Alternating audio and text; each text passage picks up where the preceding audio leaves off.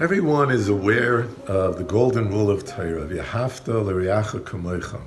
It's a klal gadol b'Torah. To love your fellow Yid is the general, most important rule in the entire Torah. Question is, it seems to be easier said than done. What does it mean to like someone else as you like yourself? It begs the question, why do we like ourselves so much? Do we not find faults in ourselves? The answer is that Al kol peshoyim techasa hava, says the Ishbitzer.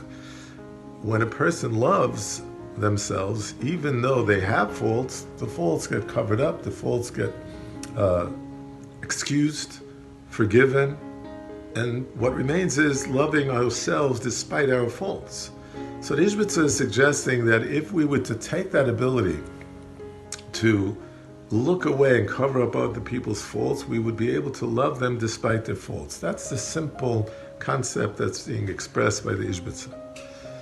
There's an interesting Gemara, however, that gives us a little bit deeper insight into how you get to that ability to look away from other people's faults so that you could love them.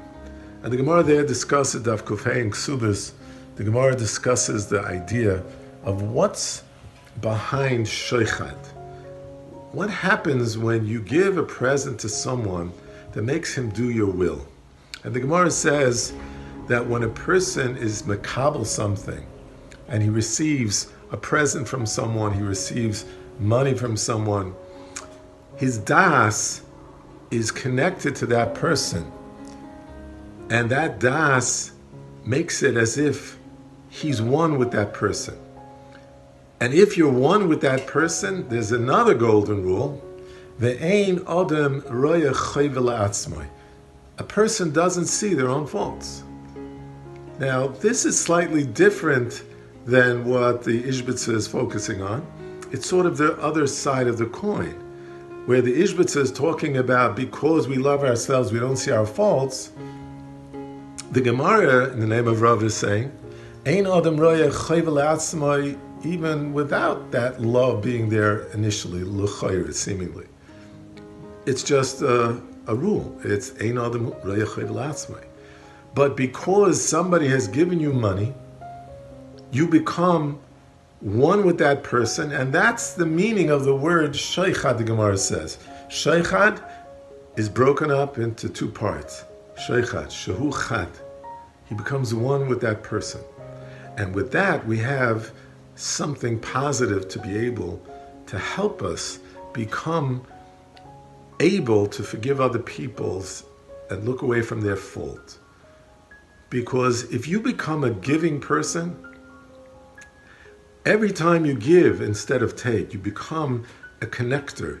You become someone that through your giving, you're becoming chad with that one person. If you're becoming chad with that person, just like you can't see chayv be'atzmecha, you won't be able to see chayv with him because you are now one with that person. Isn't that amazing?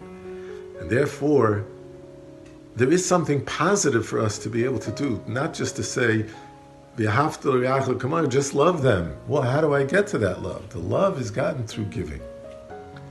When you become one with that person through the giving that you're doing, automatically, by default, you will not be able to judge that person on their faults, on their chesroinus, and then maybe it'll be easier to begin loving that person, only seeing their milas, just as you only see your own milas.